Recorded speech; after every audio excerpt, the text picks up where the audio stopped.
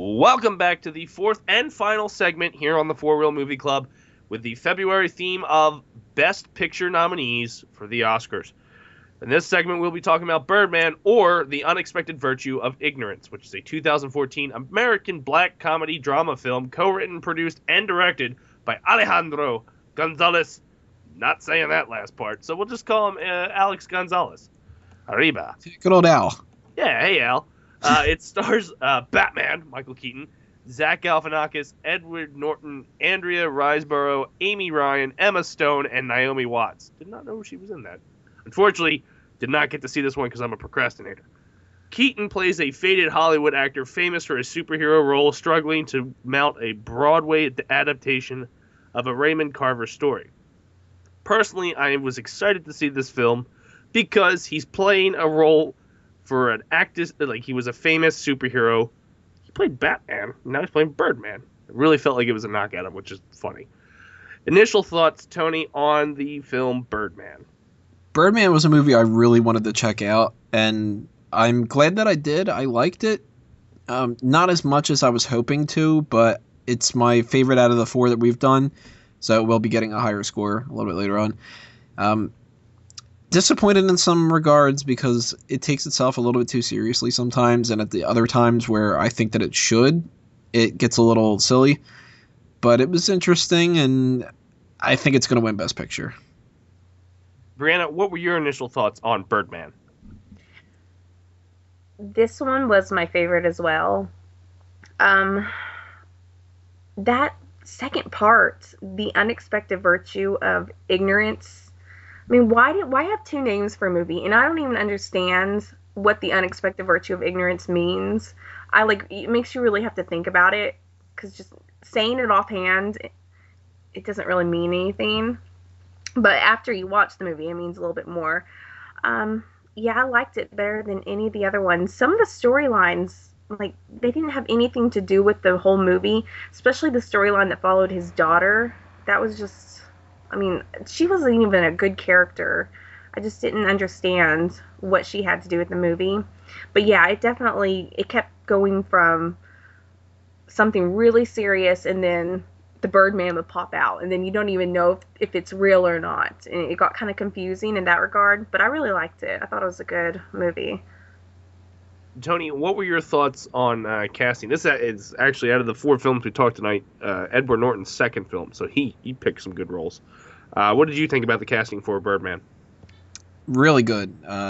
There's only a couple characters in here, and the people that, Frank Ridley and Lindsay Duncan or whatever, they can be replaced. They don't matter. But the core 5 people or so, they really actually serve a purpose. Naomi Watts is a good choice for when it comes to the stereotypical look of what a Hollywood star should be. Zach Galifianakis, it's one of the first times that I've actually liked him in movies now that he had gotten really popular, because there's a lot of different comedians that when they get really famous for doing one thing, they do that way too much and then it gets annoying. Will Ferrell just became Will Ferrell in his movies. Robin Williams did the same thing over and over again. Zach Galifianakis was just a funny fat guy from The Hangover. So seeing him be not the funny fat guy from Hangover was a huge step up. I like Emma Stone a lot. I think she's really underrated. And I don't like her just for her looks, although I do think that she's gorgeous.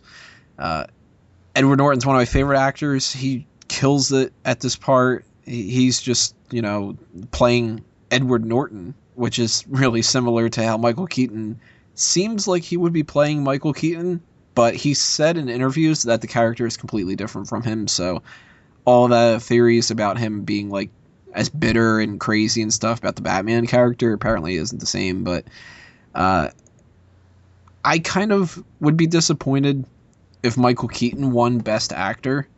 And I think that he is going to end up winning it, and a lot of people are praising him for this, but I don't think that he is as good as Eddie Redmayne is from Theory of Everything. Everybody else, though, and including Michael Keaton, as far as the movie itself goes, great choices for casting. Briana, what were your thoughts on the casting for Birdman? The casting was awesome. I really liked Michael Keaton. He did a really good job. Pretty much everybody was pretty decent. Naomi Watts, Zach, and I'm not even going to attempt his last name because I can never say it. He was amazing. He did a really good job. But my favorite out of all of them was Edward Norton. He did a really good drunk impression. And I'm going to go off a little bit here. There is something that I am so confused about with this movie. Maybe you can help me out, Tony. Naomi Watts, her character, and then Edward Norton's character, were they brother and sister? No, they were former lovers. Okay, because the entire time that the movie was going, I thought they were brother and sister. Because she said somewhere in the movie, we shared a womb or we shared a vagina. I don't know. She said something like that. So when he tried to have sex with her in the bed, I was totally freaked out. So, yeah, I thought they were brother and sister. But, yeah, Edward Norton was my complete favorite. He did a really amazing job with this movie. Some facts about Birdman on the road to the Oscars on the 22nd. It's received critical acclaim and was named one of the best films of 2014 by organizations including AFI and the National Board of Review. It was nominated for 7 Golden Globe Awards at the 72nd ceremony, including Best Motion Picture, musical or comedy, Best Director, Best Score, and one for Best Screenplay. Keaton won Best Actor, while Norton and Stone were nominated for Best Supporting Actor and Best Supporting Actress, respectively, at both the Golden Globe Awards and the 21st Screen Actors Guild Awards, where the cast won for Outstanding Cast in a Motion Picture. At the upcoming Academy Awards, Birdman received 9 nominations in joint for most for the ceremony, which was with a previous film, The Grand Budapest Hotel, including Best Picture, Best Director, Best Original Screenplay, and acting nominations for Keaton, Norton, and Stone. One thing that I want to talk about with this film, and it's definitely something that has been highly talked about, and, it's very interesting how they pulled it off, is the way they filmed. The way the movie is filmed, it's in one continuous shot and with one camera. So, Tony, unfortunately, I didn't get to see this. So, Tony, what were your thoughts on the way the film was filmed? Very impressive. I can't say the director's name either. I'm not going to attempt to do that. Good old Al. He deserves to win Best Director for pulling this off because there's only a couple shots where it's pretty obvious that they're doing this for editing purposes. Like, there's a couple tracking shots where somebody walks through a dark hallway and it gets dark enough where you're like, all right, that was an edit. I get it.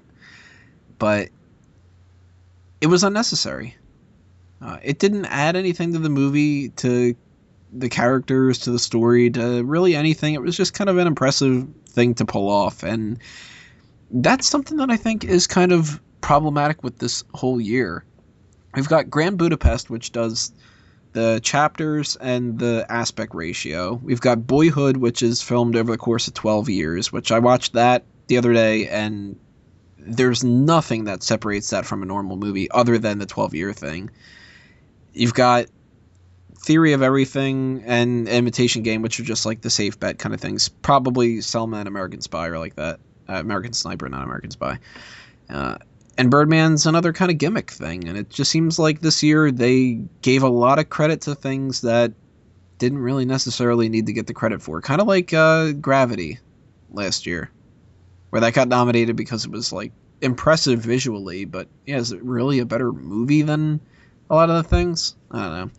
Impressive for the director, really good to pull that off, but I could have done without it, and it wouldn't have changed my opinion about the movie. Briana, what were your thoughts on the style of the filming? I loved it. It was absolutely awesome. And that was like the main thing that I found intriguing about it, just the angles from the camera. Because, there'll be one scene where it looks like they are the character you're seeing from the point of view of the character, and then it will start, moving around all the characters. I thought it was really cool, just the way we could see it. And a lot of the parts where he was talking to himself, I thought that was done really well with the camera, but I loved it. I really hope it wins, and it probably is going to win, so hopefully. One thing that we talk about with all the films here on the 4 Wheel Movie Club is music. We've talked about in the past 3.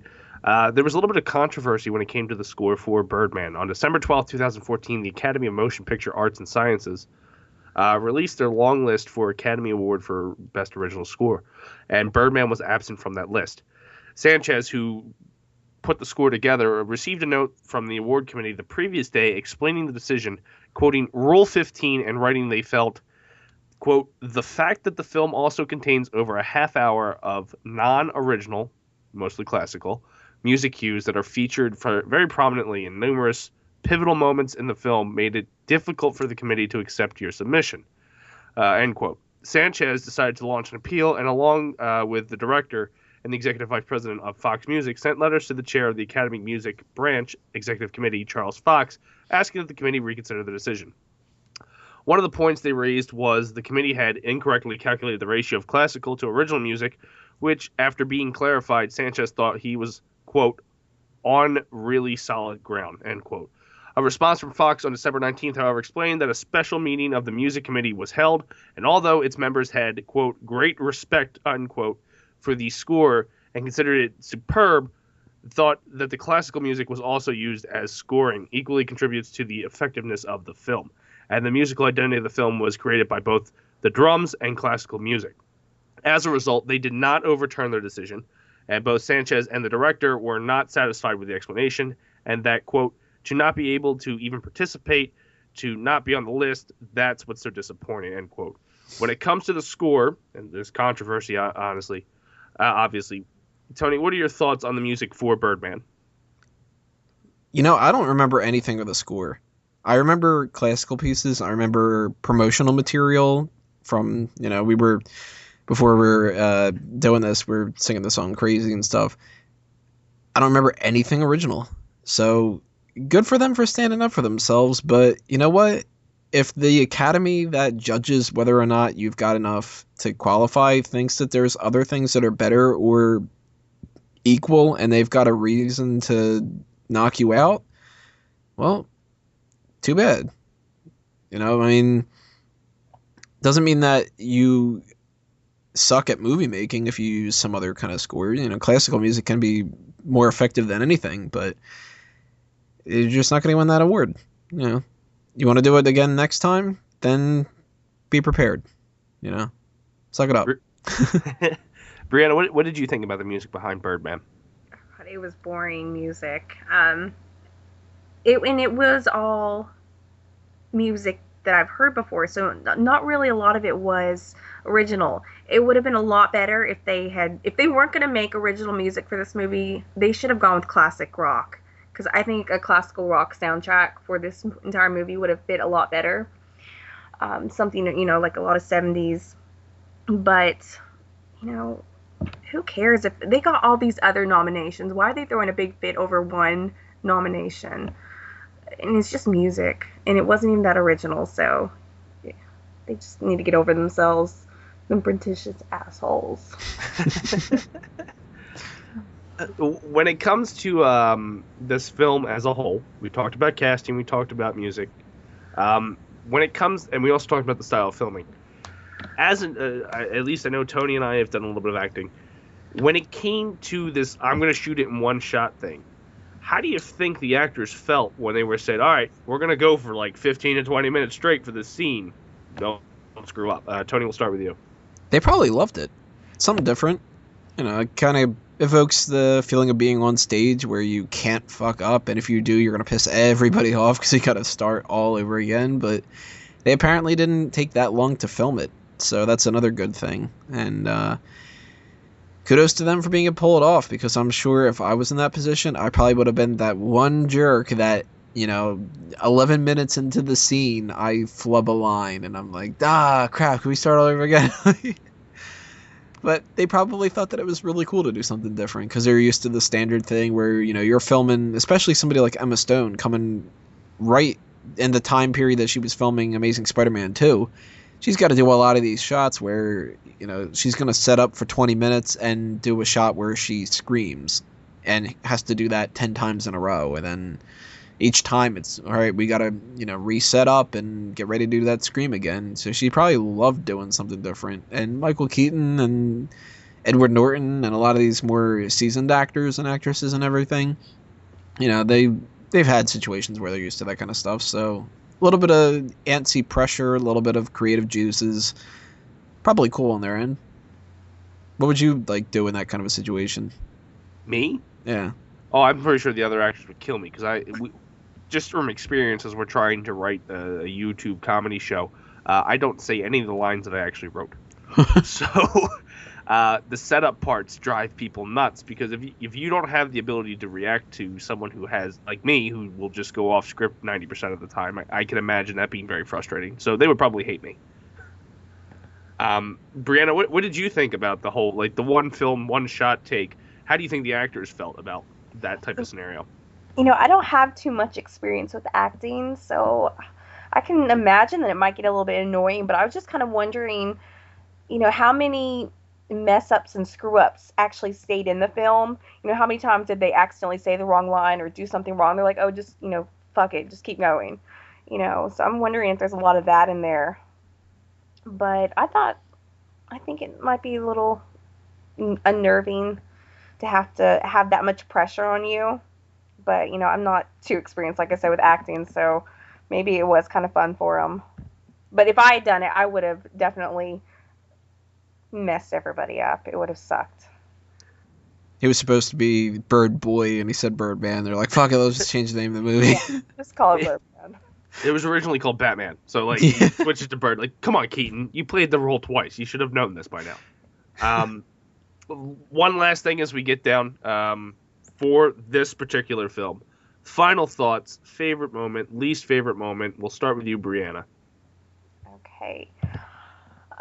This movie, I'm going to give an 8 because I really loved it. The script was great, the acting was great, and those blurred lines between realism and imaginary were really awesome. Now, the ending, I won't give anything away, but that ending just made me say, what the fuck? I did not understand what happened, but I guess they just wanted you to think for yourself. So that was my least favorite scene, the ending. And I sat there for like 20 minutes after the movie was over just thinking, what the hell just happened? I don't know. And then my favorite scene, God, I don't know. The whole thing was good. I liked it all. Any scene with Edward Norton, I guess. Especially when he was drinking. He was hilarious. And, yeah, I'm going to give it an 8 because I thought it was really great. Tony, what were your final thoughts? Favorite, least favorite, and score 1 to 10. A couple things that I thought were pretty interesting that I came across on Reddit, which has a subreddit Fan Theories, which I checked out immediately after this because I knew that there'd be some good stuff. I'm going to try to say these without spoiling much. Some person had said that Edward Norton's character, Mike Shiner, is the Joker version of how Michael Keaton is supposed to obviously be Batman, which I thought was kind of interesting, the way that he acts throughout the film. He's kind of an anarchist in some ways, so that was kind of cool. And a theory that, this is going to be tough to navigate without spoiling it, that I thought was really interesting, although I don't believe it's the true intention, is that the ending has to do with the comet and what Emma Stone's character is drawing on the little pieces of the toilet paper or tissue paper or whatever it is. The idea of that possibly being involved in that instead of what you would think that the ending would be. So that's an interesting take, and I'm kind of curious if anybody out there that's listening to this, if you have a theory about that, make sure to leave your comments below because that'll be interesting. Something I thought was funny, the very first note that I had written down of something that caught my attention was a stupid throwaway kind of line, but it was a good one that made me laugh, was Edward Norton flirting around with Naomi Watts, and he just says, Leslie, play with my balls. Oh, God. Because that took me by surprise. But my favorite scene is Emma Stone flipping out on Michael Keaton, telling him that he's not important to the world and that he should just kind of give up and all that kind of stuff. That was easily my favorite part of the whole film. I really actually liked Emma Stone's character. I thought that she was something that maybe she wasn't 100% necessary in the movie, but she was a good break from some of the other characters because she was different enough and kind of brought something odd to the mix. Least favorite, I really don't have anything written down for that, and that's kind of just more so the things that I didn't like all kind of blended together. That's not really a pun for the directing the film, but anything that I wasn't too fond of, it wasn't horribly offensive. So it wasn't anything that stood out to my mind where it was just like, oh, Jesus, this scene won't end, or this is like one crazy summer where it just it should have never began or something. I will never live that down. No, you won't. God, that movie's terrible. I'm going to give this a 7.5 out of 10. I can't quite give it an 8 because that's starting into getting to the territory of movies that I would really, really want to keep watching, and I don't think I'll ever watch this again. Maybe one other time, a couple years from now, when I've completely forgotten about what happens and stuff, but I do like this the best, and if I were to watch any two movies from this list over the course of whenever I would watch them, it'd be Grand Budapest and Birdman. But if I were to recommend any of them, I would recommend Birdman. So, best movie out of this bunch. Kind of thinking it's going to win Best Picture. If it doesn't, not the end of the world.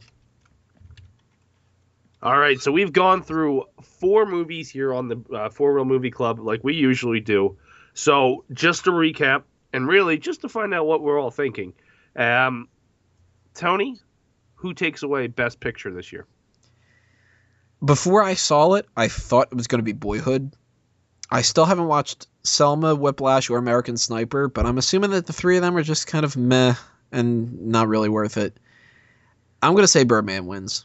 And if I'm wrong about that, it won't be too surprising, but hey, that's what the unexpected virtue of ignorance is, I guess. Briana, out of the 8 films nominated, what do you think's walking away with Best Picture? Okay, besides these 4, I've not seen any of the other ones, but I've heard a lot of good things about American Sniper. Everybody that I talk to says that it's probably the best movie that they've seen this year. And these are people that don't normally watch, sniper movies or war movies, nothing like that. They said Bradley Cooper is awesome. So, out of the 4 movies that I liked, I think Birdman's going to win, but American Sniper, it's just too many people have told me how awesome it is for it not to possibly be up there too. So it's kind of a up in the air between those two. Go watch Kingsman instead, everybody. Yes, definitely go check that out. That was phenomenal. So what about you, Dace? What do you think's winning? Me, I personally hope it's Birdman because I was really excited for it. I haven't seen it yet, but I'm really excited for it. But I really think if that doesn't win, it would be American Sniper because that seems to be getting all the buzz. Unless Al Sharpton shows up, then it's going to be Selma. You can't stop that man. When he's got his mind on something, he'll take care of it. Well, that kind of wraps up the 4 Real Movie Club for us here. Check out the Academy Awards, which will air Sunday, February 22nd.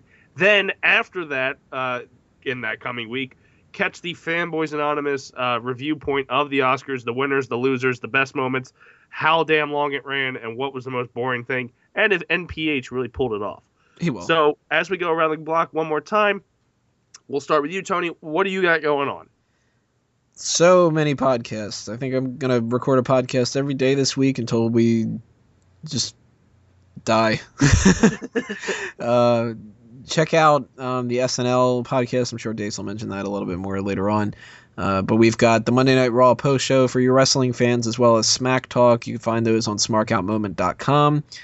We've got possibly another episode of the All Talk Show coming up on Tuesday, megapowersradio.com. And you can obviously subscribe to that, youtube.com/All Talk Show.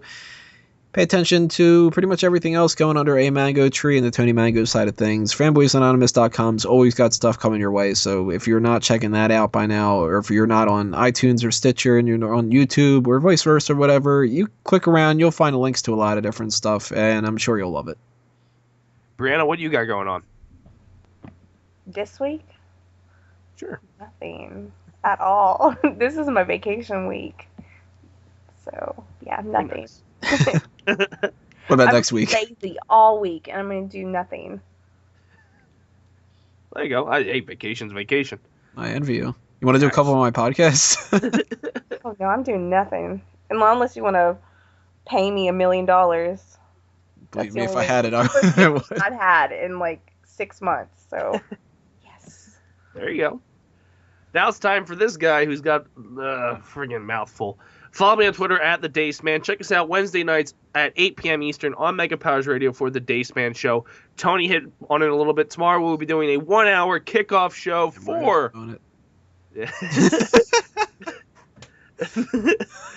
Saturday Night Live's 40th anniversary special. Join us here.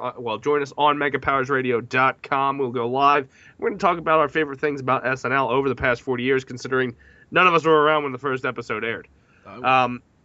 Check out, I said the Dace Man Show. Check out the All Talk Show, which would be awesome if we do one this week. We like to call hookers. It's fun. We ask for meatball parms. Check out oldtimewrestling.net. We have shows every Saturday, 2 p.m. Eastern and 7 p.m. on that special night occasion. Check out myself and Mr. Payton. We'll both be at PAX East up in Boston, as long as there's no snow. Like, all the snow's gone. They don't cancel that shit. And I guess that's pretty much all I got going on that I can think of. Check out the Internet Goddess Tournament that's happening on fanboysanonymous.com. The first side of the bracket is up. You have till the 21st to vote. Go out there, go crazy. Don't tweet me. I really don't care who you vote for. And just vote, and we'll crown somebody this year. Last year was Candy Wayne, a.k.a. Boxy, that won. We'll see who wins this year. So, for all of you moviegoers out there, thank you for joining us for another For Real Movie Club. Stay tuned, because the next 2 months should be fun for all you nerds out there, because we will be doing the Marvel Cinematic Universe, Phase 1 next month, and Phase 2 the following month. So, for all you movie lovers, thank you for kicking back, drinking a Coke, eating some popcorn, and let's have some fun at the Oscars. This has been the For Real Movie Club. At no point in your rambling, incoherent response were you even close to anything that could be considered a rational thought. I'm too old for this. Good day, sir! You stay classy, San Diego. Roads? Well, we're going, we don't need roads. Frankly, my dear, I don't give a damn. I'm finished. That'll do, Pete. That'll do. Hasta la vista, baby. Hey, everybody! We're all gonna get laid! You're still here? It's over. Go home.